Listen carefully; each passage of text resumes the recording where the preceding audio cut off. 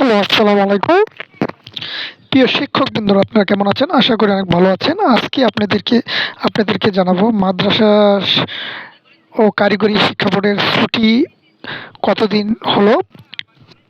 চলুন আমরা দেখে আসি। প্রথমে আমরা একটি ওয়েবসাইটে প্রবেশ করব। দেখেন এখানে ওয়েবসাইটটি লিখবেন মাদ্রাসা ও কারিগরি শিক্ষা বোর্ড। এখানে আমরা ঢুকবো, মাদ্রাসা ও কারিগরি শিক্ষা বোর্ডে ঢুকবো। দেখেন এখানে নোটিশ বোর্ড আছে, ওই নোটিশ বোর্ডের এখানে সকলে ক্লিক করব। সকলে ক্লিক করলে দেখেন আজকের তারিখে 24/12/31 তারিখে দেখেন কি হয়েছে। মাদ্রাসা শিক্ষা প্রতিষ্ঠানের তালিকা ও ছুটির তালিকা ও শিক্ষাপঞ্জি দেওয়া আছে। এখানে আমরা ডাউনলোডে ক্লিক করব। ডাউনলোডে ক্লিক করলে আমাদের ডাউনলোড হয়ে যাবে ইনশাল্লাহ। তারপরে আপনার যে সফটওয়্যারটি আছে সেই সফটওয়্যারটির মাধ্যমে আপনি কী করতে পারবেন, ওপেন করতে পারবেন। এখানে আমি ওপেন করলাম। বন্ধুরা দেখতেছেন, আপনারা ওপেন করলাম। দেখেন শবে মেরাজের ছুটি আছে 28শে জানুয়ারি, একটা দিন বন্ধ আছে আমাদের। তারপরে শবে বরাত 15ই ফেব্রুয়ারি, কোনো বন্ধ নাই, কারণ এটি শনিবার পড়েছে। শুক্র শনি দুদিনই বন্ধ, কোনো বন্ধ নেই।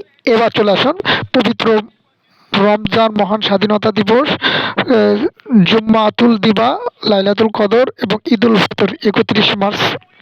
ঈদুল ফিতর আমাদের বন্ধ হলো 25শে ফেব্রুয়ারি থেকে শুরু 3 এপ্রিল পর্যন্ত। দেখেন স্কুলে দেওয়া হয়েছে 2রা মাস থেকে, 2 মাস থেকে 8 এপ্রিল। ওদের এই পাশে আমাদেরকে দেওয়া হয়েছে ফেব্রুয়ারিতে 3 দিন দেওয়া হয়েছে, আর ওদের ওই পাশে 5 দিন দেওয়া হয়েছে।